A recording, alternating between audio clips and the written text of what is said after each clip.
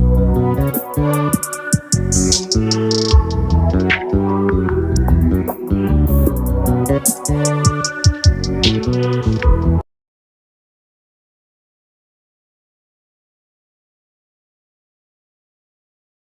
बच्चों, कैसे हो? I am Jyoti Sawant and I welcome all of you to my channel Apollo CBSE classes.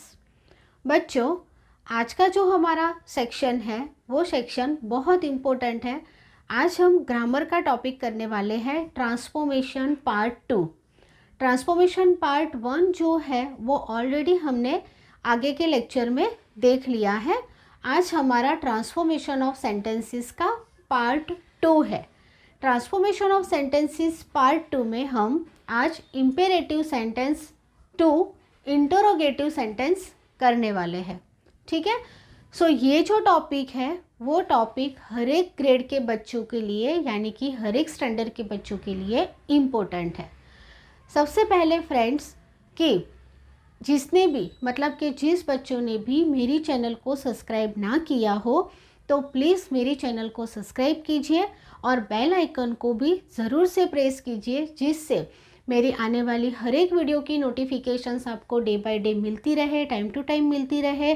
और वो वीडियो लेक्चर्स देख के आपका जो भी एग्ज़ाम्स आ रही है आपकी नज़दीक में, तो वो एग्ज़ाम्स की सारी प्रिपरेशन अच्छी तरीके से कर पाओ।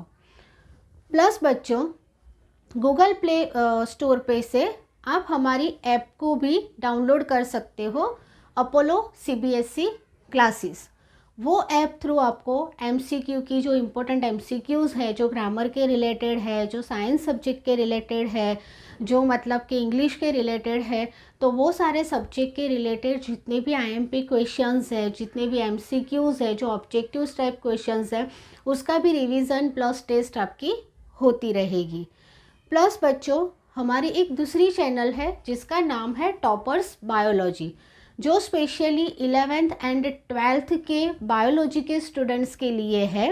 तो बच्चों प्लीज़ आप टॉपर्स बायोलॉजी को भी सब्सक्राइब कर लीजिए, जिससे जो भी बच्चे 11th एंड 12th में पढ़ रहे हैं, जिसने मतलब बायो लिया हुआ है, तो उन लोगों को उस चैनल थ्रू काफ़ी इंफॉर्मेशन बायो के रिगार्डिंग, कितने कौन से चैप्टर्स मतलब बोर्ड के लिए इम्पोर्टेंट है, कौन से चैप्टर्स में से कितने मार्क्स का नीट में पूछा जाता है, देन नीट के लिए कौन से एमसीक्यूज़ इम्पोर्टेंट है, कौन से टॉपिक इम्पोर्टेंट्स है, कौन से एमसीक्यूज़ इम्पोर्टेंट है, तो उसकी जितनी भी इंफॉर्मेशन है जो आपकी हर एक एग्ज़ाम के लिए, जैसे आपकी समझ लो स्कूल की एग्ज़ाम्स है, आपकी यूनिट टेस्ट है, या बोर्ड है, या प्री बोर्ड है, या आप लोग नीट की एग्ज़ाम्स दे रहे हो, या तो कोई भी जो स्टेट बोर्ड की एग्ज़ाम्स दे रहे हैं, जैसे पर्टिकुलर जो स्टेट बोर्ड्स होते हैं तो उनकी जो एग्ज़ाम्स दे रहे हैं, तो उन बच्चों के लिए जो स्पेशली बायोलॉजी लेके बैठे हैं, दैट मीन्स के बायोलॉजी के जो स्टूडेंट्स हैं,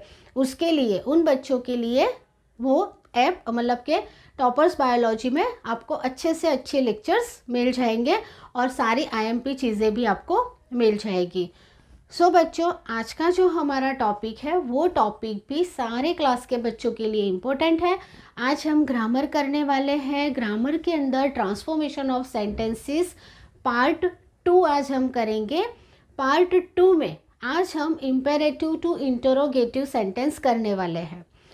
मैंने पहले के लेक्चर्स में ही आपको समझा दिया है कि ट्रांसफॉर्मेशन ऑफ सेंटेंसेस वाला जो टॉपिक है ग्रामर में, वो टॉपिक का वेटेज आपका 5 to 7 मार्क्स का हो सकता है, यानी कि होता ही है। अब ये जो 5 to 7 मार्क्स का जो टॉपिक होगा, उसमें आपको डिफरेंट टाइप के सेंटेंसेस को ट्रांसफॉर्मेशन करना होगा। जैसे कि सेंटेंस लिखा होगा और वो सेंटेंस के एंड में आपको ब्रैकेट के अंदर इंफॉर्मेशन दी गई होगी, जैसे कि ये सेंटेंस को सिंपल में से नेगेटिव करो, या नेगेटिव में से मतलब के पॉजिटिव करो, या तो इम्पेरेटिव टू इंटरोगेटिव करो, सिंपल सेंटेंस में से इंटरोगेटिव सेंटेंस करो, बराबर। कंपाउंड कॉम्प्लेक्स सेंटेंस है, then direct to indirect speech है, then active to passive voice है, यूज़ इफ है, अनलेस है, रिमूव टू है, क्वेश्चंस टैग है। दैट मीन्स के ढेर सारे ऐसे टॉपिक्स आपको होंगे और वो टॉपिक्स के बारे में एक एक दो दो क्वेश्चंस आपको आपकी एग्ज़ाम्स में पूछे जाएंगे। उस तरीके से जब हम एक पूरा बेंच बनाते हैं तो उसको हम ट्रांसफॉर्मेशन ऑफ सेंटेंसेस कहते हैं। तो ट्रांसफॉर्मेशन ऑफ सेंटेंसेस का डे 1 हमारा ऑलरेडी कंप्लीट हो चुका है। फर्स्ट सेशन हमारा हो चुका है। फर्स्ट सेशन में मैंने ट्रांसफॉर्मेशन ऑफ सेंटेंसेस में इंट्रोगेटिव सेंटेंस यानी कि सिंपल सेंटेंस जो असर्टिव सेंटेंसेस होते हैं उसमें से आप इंट्रोगेटिव सेंटेंस कैसे करोगे उसके बारे में डिस्कशन की थी। अगर जिसने भी वो वीडियो ना देखा हो तो मैं नीचे डिस्क्रिप्शन में उसकी लिंक दे दूंगी, तो आप लोग वो लिंक थ्रू वो वीडियो लेक्चर्स को देख लेना, तो आप लोगों का आगे का जो टॉपिक है वो टॉपिक भी आप आसानी से क्लियर कर पाओगे। नाउ आज का जो हमारा टॉपिक है वो टॉपिक भी इंटरोगेटिव के रिगार्डिंग ही है, बट आज का टॉपिक हमारा है इम्पेरेटिव टू इंटरोगेटिव सेंटेंस। अब ज़्यादातर बच्चों क्या होता है कि आपके पास कुछ सेंटेंसेस ऐसे होते हैं कि जो सेंटेंसेस में ना आप लोगों को सब्जेक्ट मिलता है ना आप लोगों को वर्ब मिलता है, आप लोगों को जस्ट एक सिंपल सा ऐसा सेंटेंस मिल जाता है और वो सेंटेंस को एक्चुअली लिखा होता है जैसे इसका एक्सक्लेमेशन करो, या तो इसमें से इंटरोगेटिव कर दो या तो नेगेटिव कर दो, तो आपको पता नहीं चलता कि भाई यहाँ पर हमें सब्जेक्ट क्या लेना है, हेल्पिंग वर्ब कौन सा लेना है, यहाँ पर वर्ब क्या है, बराबर। तो आज मैं यही आप लोगों का जो डाउट है वो डाउट क्लियर करने वाली हूँ, क्योंकि ज़्यादातर मोस्ट प्रोबेबली मैंने देखा है कि ग्रामर में जो इम्पेरेटिव सेंटेंसेस होते हैं और इम्पेरेटिव सेंटेंसेस में से जब भी कोई भी चीज़ टर्न करनी होती है तो वहाँ पर बच्चे जो है वो बहुत ज़्यादा कन्फ्यूज़न में रहते हैं कि यहाँ पर करना क्या है, जो कि वो बहुत ईजी होता है, एकदम इजी होता है। थोड़ा सा अगर आप समझ लोगे ना तो वो आपके लिए एकदम इजी हो जाएगा, बट आप लोग ना उसको बहुत ज़्यादा लंबा खींच लेते हो और वहाँ पर आप लोग फंस जाते हो कि यहाँ पर एक्चुअली करना क्या है। ठीक है, तो आज हम डे 2 में ट्रांसफॉर्मेशन ऑफ सेंटेंसेस पार्ट 2 में आज हम लोग वही करने वाले हैं। आज हम इम्पेरेटिव टू इंटरोगेटिव सेंटेंस करने वाले हैं। सॉरी। फर्स्ट हम देखते हैं what is the meaning of imperative sentence. Imperative sentence का मतलब क्या होता है? इम्पेरेटिव सेंटेंस का मतलब होता है जो सेंटेंस के अंदर, बच्चों listen to me carefully please, जो भी सेंटेंस में मतलब सॉरी, जो सेंटेंस, कोई भी एक ऐसा सेंटेंस आपके पास है कि जो सेंटेंस के अंदर आपको रिक्वेस्ट की गई है, पर क्या कहते हैं, एडवाइस दी गई है, वार्निंग है, सजेशन है, कमांड है, ऑर्डर है, तो वैसे टाइप के जो सेंटेंसेस होते हैं, वापस मैं बोल रही हूँ, जिसमें मतलब रिक्वेस्ट वाला सेंटेंस हो, एडवाइस वाला सेंटेंस हो, कमांड वाला सेंटेंस हो, देन अगर ऑर्डर वाला सेंटेंस हो, बराबर, एडवाइस वाला सेंटेंस हो, वार्निंग वाला सेंटेंस हो, तो वैसे सारे टाइप के जो सेंटेंसेस होते हैं वो सेंटेंसेस को हम कहते हैं इम्पेरेटिव सेंटेंस, बराबर, उसको इम्पेरेटिव सेंटेंस कहा जाता है। अब इम्पेरेटिव सेंटेंस में बच्चों होता क्या है कि आपको जस्ट एक एक्शंस वाला सेंटेंस बोल दिया जाता है। अब वो जो सेंटेंस है वो सेंटेंस में ना आपको सब्जेक्ट समझ में आता है, ना आपको वर्ब समझ में आता है, ना वहाँ पर हेल्पिंग वर्ब समझ में आता है, तो वहाँ पर आपको करना क्या है, बराबर। तो लाइक जैसे देखो, सबसे पहले मैं आप लोगों को एक बात बता दूँ कि जैसे मैंने आपको कहा कि बच्चों please give me your pen, या तो बच्चों please give me 1 glass of water, यानी मैंने आपके पास से कुछ चीज़ मांगी। फर्स्ट सेंटेंस में मैंने ऐसा कहा कि मुझे आपकी पेन दो, आगे मैंने प्लीज़ वर्ड यूज़ किया, तो ये जो सेंटेंस है वो सेंटेंस क्या हुआ, रिक्वेस्ट वाला सेंटेंस हुआ कि मैं आपको रिक्वेस्ट कर रही हूँ कि बच्चों प्लीज़ मुझे पानी दो, बच्चों प्लीज़ मुझे पेन दो, आपकी पेन दो, तो यहाँ पर रिक्वेस्ट वाला सेंटेंस है। तो ये जो सेंटेंस है वो सेंटेंस को हम इम्पेरेटिव सेंटेंस कहते हैं। बट इम्पेरेटिव के साथ साथ अगर आप ये सेंटेंस देखोगे तो अब मैंने तो आप लोगों से पेन या और पानी मांग लिया है, लेकिन आप लोगों ने वो पेन मुझे दी या पानी मुझे दिया, मैंने पानी पिया या वो पेन जो है वो मैंने यूज़ की, उसकी कोई इन्फॉर्मेशन हमें आगे नहीं मिल रही है। दैट मीन्स कि जस्ट एक्शन के बारे में बोला गया है लेकिन वो एक्शंस डन नहीं हुई है ना। तो ऐसे टाइप के जो सेंटेंसेस होंगे, अब वहाँ पर क्या है, आप लोगों को कोई सब्जेक्ट वगैरह नहीं मिलेगा। जैसे मैंने आप लोगों को बोला कि बच्चों please give me 1 glass of water, मुझे पानी दो, मुझे 1 ग्लास पानी दो। अब आपने मुझे पानी दिया नहीं दिया उसके बारे में कोई पता ही नहीं है, बराबर। तो दैट मीन्स कि अगर हम इसको दूसरी तरीके से देखें तो ये one type of future tense वाला सेंटेंस हो गया। पहले माइंड में आप लोग वो डाल दो कि भाई मैम ने हमें ये चीज़ बताई है, बट हमने वो चीज़ मैम के लिए की कि नहीं की वो तो पता ही नहीं है। शायद से आपने मुझे पानी दिया भी होगा, मैंने पी भी लिया है, बट आगे वो एक्शंस डन हुई है वो हमने यहाँ पर मेंशन नहीं कर रहे हैं। तो इसकी वजह से अगर हम देखेंगे तो ये जो सेंटेंस होता है वो सेंटेंस को हम फ्यूचर के रिगार्डिंग यूज़ करेंगे। तो इसकी वजह से हम यहाँ पर क्या करेंगे पता है, जो हमारा हेल्पिंग वर्ब होगा ना वो हम विल लेंगे, बराबर। हमारा जो हेल्पिंग वर्ब होगा वो हम यहाँ पर विल ले लेंगे, ठीक है। अब दूसरी बात, यहाँ पर अगर हम देखते हैं तो देखो आपके पास कोई भी टाइप का सेंटेंस में सब्जेक्ट नहीं है, क्योंकि ऑलवेज मैं आप लोगों को बताती हूँ, ऑलवेज जब भी मेरा ग्रामर का लेक्चर होता है मैं आप लोगों को एक चीज़ बताती ही हूँ कि आप लोग कोई भी टाइप का सेंटेंस ट्रांसफॉर्मेशन करते हो, चाहे फिर वो डायरेक्ट इनडायरेक्ट स्पीच हो, एक्टिव पैसिव वॉइस हो, चेंज द डिग्री हो, कोई भी टाइप ऑफ सेंटेंसेस आपको करना है ट्रांसफॉर्मेशन, तो सबसे पहले आपको वो जो सेंटेंस है वो सेंटेंस को डिवाइड कर देना है। क्योंकि जब आप वो सेंटेंस को डिवाइड करोगे तो आपको सेंटेंस के अंदर सारी चीज़ें मिल जाएगी। जैसे आपको सब्जेक्ट मिल जाएगा, हेल्पिंग वर्ब मिल जाएगा, वर्ब मिल जाएगा, अंदर एडजेक्टिव क्या है वो मिल जाएगा, एडवर्ब क्या है वो मिल जाएगा, ऑब्जेक्ट क्या है वो मिल जाएगा। तो आप लोगों को जो जो वर्ड्स मिल गए तो उसके अकॉर्डिंग आपके पास जो भी टॉपिक होगा, यानी जिस टॉपिक के बारे में आपको ट्रांसफॉर्मेशन करना होगा, और वो रूल्स के अकॉर्डिंग आप लोग वो चीज़ों को लेके, वो वर्ड्स को लेके फटाफट से जो सेंटेंस है वो सेंटेंस को ट्रांसफ़र कर पाओगे, है ना। तो यहाँ पर भी आपको वही चीज़ करनी है। बट जब आप इम्पेरेटिव सेंटेंस बेटा देखते हो ना, तो बच्चों आप लोगों को यहाँ इम्पेरेटिव सेंटेंसेस में पहली बात मैं बता दूँ कि सब्जेक्ट आपके पास नहीं होगा, बराबर। सेंटेंस में सब्जेक्ट ही नहीं होगा। तो अब आपको यहाँ पर सब्जेक्ट है ना, always always and always you पकड़ के चलना है, ठीक है। सब्जेक्ट्स आपको ऑलवेज यू पकड़ के चलना है। अब आप लोग बोलोगे कि मैम आपने बताया कि है जो हेल्पिंग वर्ब है वो विल पकड़ के चलना है, जो सब्जेक्ट है वो यू पकड़ के चलना है, तो ऐसा क्यों। तो लाइक जैसे देखो हम वापस हमारे पहले के एग्जाम्पल पे जाते हैं। जैसे मैं आप लोगों को, आप लोग मेरे सामने हो, मुझे बहुत ज़्यादा प्यास लगी है और मैं आपसे पानी मांग रही हूँ।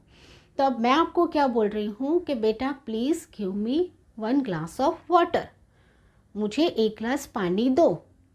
तो अब मैं पागल तो नहीं हूँ ना, मैं ऐसे ही वॉल को या किसी सोफ़ा वोफ़ा मेरे सामने है उसको बोल रही हूँ, ऐसा तो नहीं है। क्योंकि आप लोग मेरे सामने हो या तो कोई ना कोई पर्सन मेरे सामने है, मैं उनके पास से मांग रही हूँ।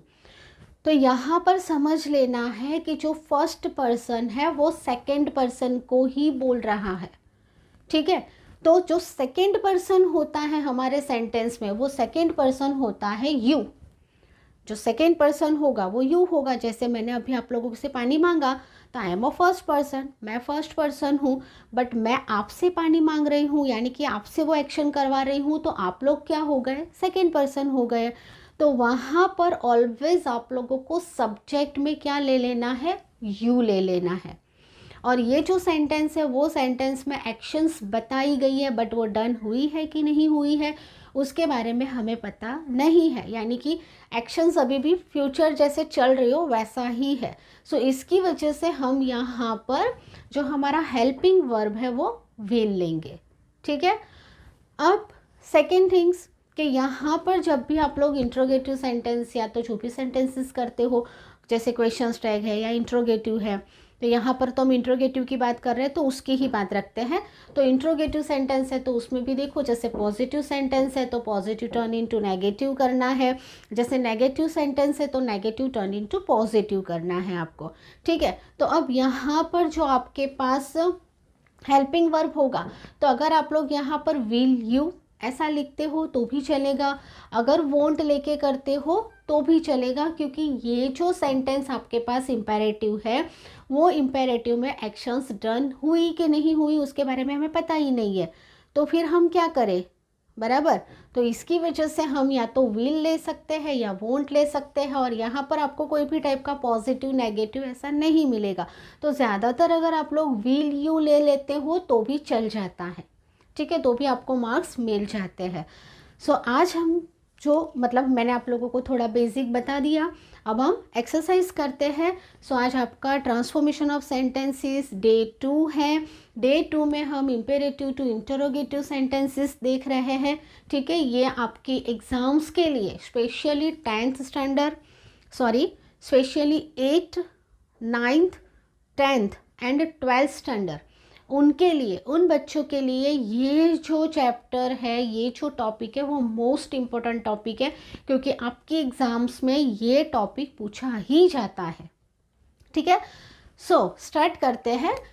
फर्स्ट सेंटेंस हमारा है, देखो हमें करना क्या है, इम्पेरेटिव टू इंटरोगेटिव सेंटेंस। अब इंटरोगेटिव मतलब क्या, इम्पेरेटिव तो हमने देख लिया, बराबर, इम्पेरेटिव के बारे में तो हमने समझ लिया कि इम्पेरेटिव सेंटेंस का मतलब होता है जिस सेंटेंस में एडवाइस हो, रिक्वेस्ट हो, ऑर्डर हो, कमांड हो, सजेशंस हो, वार्निंग हो, वैसे सारे जो टाइप के सेंटेंसेस होते हैं उस सेंटेंसेस को हम इम्पेरेटिव सेंटेंस कहते हैं। तो फिर इंटरोगेटिव दैट मीन्स व्हाट, तो इंटरोगेटिव का मतलब होता है asking questions.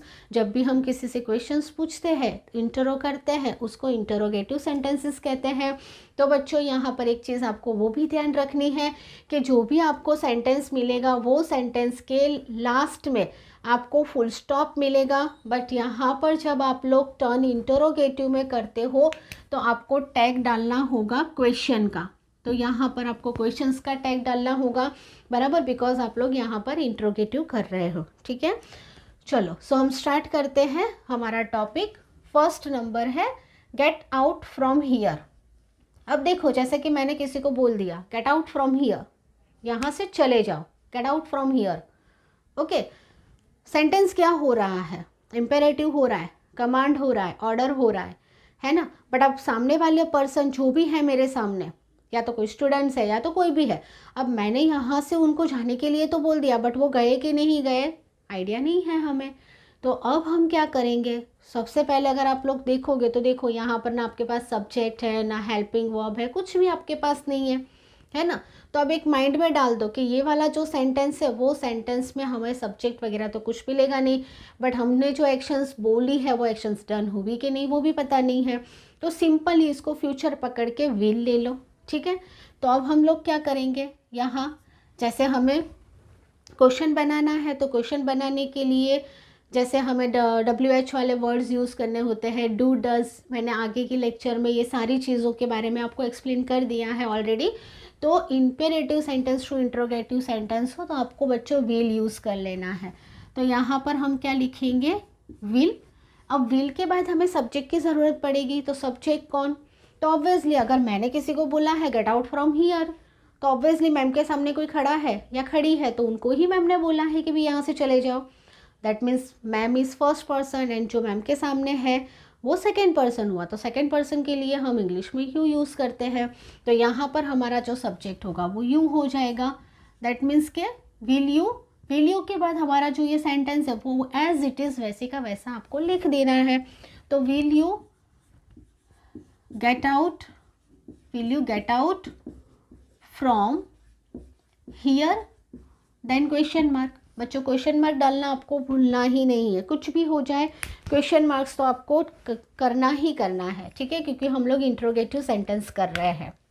Now second number है write a letter to your friends. देखो write a letter to your friends, so again will you write a letter, will you write a letter to your friend, okay, है ना easy. देखो अब क्या होता है कि ज़्यादातर बच्चे जो है ना वो क्या कर देते हैं कि ये इम्पेरेटिव सेंटेंस है, इसमें करना क्या है, कोई अंडरस्टैंडिंग नहीं हो रहा है कि कौन सब्जेक्ट है, क्या हेल्पिंग वर्ब लेना है, तो बच्चों यहाँ पर आपके डायरेक्टली 2 या 3 मार्क्स चले जाते हैं। तो it is very easy topic, बराबर। सो सिर्फ आप लोगों को विल यू यूज़ कर देना है। Will you write a letter to your friend, then question mark. Okay, चलो now third one, give me your book, मुझे आपकी बुक दो, गिव मी योर बुक। तो will you give me your book, will you give me your book, then question mark. Okay, now please tell me the fact. So please tell me the fact, मुझे मेहरबानी करके सारे fact बताओ। तो will you please, please तो लेना ही है बच्चों, यहाँ पर डायरेक्टली टेल मत लेना। Will you please tell me the fact, tell me the fact, then question mark. Try to finish the work in time, try to finish the work in time. So will you try to finish the work in time, then question mark. So simple. Now sixth one, please sing a song for us, मेरे लिए, हमारे लिए गाना गाओ, please sing a song for us. So will you please sing a song for us, then question mark. Okay, just देखो मैं will you ही आगे add कर रही हूँ, अदरवाइज जो पीछे का सेंटेंस है वो तो एज इट इज़ ऐसे ही लिख के जो फुल स्टॉप है उसको स्किप कर देना है और क्वेश्चन मार्क को ले लेना है। सो ये जो अगर ट्रांसफॉर्मेशन ऑफ सेंटेंसेस में इम्पेरेटिव टू इंटरोगेटिव सेंटेंसेस अगर आता है आपको एग्जाम में, आएगा ही 101%, तो बच्चों इसमें से एक भी सेंटेंस आपको लीव नहीं करना, एक भी सेंटेंस छोड़ना नहीं है, ठीक है। Teach him a lesson, so will you teach him a lesson, then question mark. दूसरा बच्चों कि जब भी आप लोग विल यू लोगे तो डब्ल्यू यहाँ पर कैपिटल होना चाहिए और यू के बाद जो भी आपका सेंटेंस है उसका फर्स्ट अल्फ़ाबेट अगर वो कैपिटल है तो उसको स्मॉल में कर देना है, वो चीज़ भी आपको भूलनी नहीं है। नाउ एथ one, please call her here, please call her here. So will you please call her here, then question mark. Ninth number, tell him the truth, so will you tell him the truth, then question mark. Continue your study till exam, आपको आपकी exams जब तक नहीं आती, जब तक ख़त्म नहीं होती तब तक आपको कंटिन्यू स्टडी करते रहना है, that means continue your study till exam. So will you continue your study till exam, then question mark, है ना बच्चों। सो देखो, सो सिंपल, बहुत सिंपल है, हमने कुछ भी नहीं किया है यहाँ पर। जैसे यहाँ पर देखो हमने विल यू हमने यूज़ कर लिया है, बराबर, और एज इट इज़ पीछे का जो सेंटेंस है वो हमने वैसे का वैसा ही लिख दिया है और फिर जो हमारा यहाँ पर जो फुल स्टॉप था उसका हमने क्वेश्चन मार्क हमने दे दिया है, बराबर। तो ये सारे जितने भी सेंटेंसेस हैं वो सारे सेंटेंसेस इम्पेरेटिव सेंटेंसेस है। कुछ सेंटेंसेस ऐसे हैं कि जिसमें कमांड है, किसी में सजेशंस दिया गया है, किसी में रिक्वेस्ट वाला सेंटेंस है, बराबर। तो इस तरीके से मतलब के सारे सेंटेंसेस हैं। तो ये जो सेंटेंसेस है उस सेंटेंसेस को हम इम्पेरेटिव सेंटेंसेस कहते हैं। इम्पेरेटिव सेंटेंसेस में से जब इंटरोगेटिव सेंटेंसेस में हम जाते हैं तो आपको यहाँ पर कोई भी टाइप का हेल्पिंग वर्ब या तो आपको कोई भी टाइप का सब्जेक्ट नहीं देखना है, सिंपली आपके माइंड में डाल दो जो हेल्पिंग वर्ब है उसको विल आपको आप आगे ले लो, और जो भी मतलब आपका सब्जेक्ट है वो ऑलवेज सेकेंड पर्सन होगा इम्पेरेटिव सेंटेंसेस में, तो वहाँ पर आप लोग आपका सब्जेक्ट यू ले लो। बट बेटा यहाँ पर जो फुल स्टॉप होगा उसको उसको निकाल के क्वेश्चन मार्क जो है वो कर देना है, यानी कि क्वेश्चन टैग करने हैं, ठीक है। तो इस तरीके से आपको ये जो डे 2 है उसमें हमने ट्रांसफॉर्मेशन ऑफ सेंटेंसेस डे 2 में इम्पेरेटिव टू इंटरोगेटिव सेंटेंसेस के बारे में डिस्कशन की। सो आई होप कि आपको आज का लेक्चर बहुत अच्छा लगा होगा। नेक्स्ट लेक्चर में हम लोग फिगर ऑफ स्पीच के बारे में डिस्कशन करने वाले हैं, कितने फिगर ऑफ स्पीच कौन सी होती हैं, कितने टाइप्स होते हैं, बराबर। देन उसमें से कौन से मतलब कि ज़्यादातर फिगर ऑफ स्पीच आपको एग्ज़ाम में पूछी जाती है, और अगर वो एग्ज़ाम में पूछी जाती है तो आप लोग उसमें आंसर कैसे लिखोगे, बराबर। जैसे सिमिली है, मेटाफोर है, ट्यूटोलॉजी है, क्लाइमैक्स है, एंटी क्लाइमैक्स है, तो ढेर सारी मतलब कि फिगर ऑफ स्पीच है, तो हम उसके बारे में डिस्कशन करने वाले हैं। ओके बच्चों, सो आज का लेक्चर मेरा कैसा लगा आपको, प्लीज़ मुझे कमेंट बॉक्स में लिख के ज़रूर भेजिए। मेरे चैनल को सब्सक्राइब कीजिए और बेल आइकन को भी ज़रूर से प्रेस कीजिए, जिससे मेरी आने वाली हर एक वीडियो की नोटिफिकेशंस आपको टाइम टू टाइम मिलती रहे। और इसी तरीके से हम सारे जो भी आपकी एक्सरसाइज है वो एक्सरसाइज को थोड़ा फटाफट से, जो इम्पोर्टेंट टॉपिक्स जो है वो टॉपिक से थोड़ा टॉपिक को के बारे में थोड़ा स्पीड से रिवाइज कर लेंगे, ठीक है। और दूसरे जो मतलब कि अभी 10th एंड 12th की जो बोर्ड की एग्ज़ाम्स नज़दीक है, तो उनके लिए भी एक स्पेशली मैं वीडियो बनाने वाली हूँ, जिसमें मैं आप लोगों को इंग्लिश के कौन से चैप्टर के कौन से क्वेश्चंस इंपॉर्टेंट है उसके बारे में मैं आपको वेटेज के साथ बताने वाली हूँ। ओके बच्चों, so thank you very much, bye bye and take care.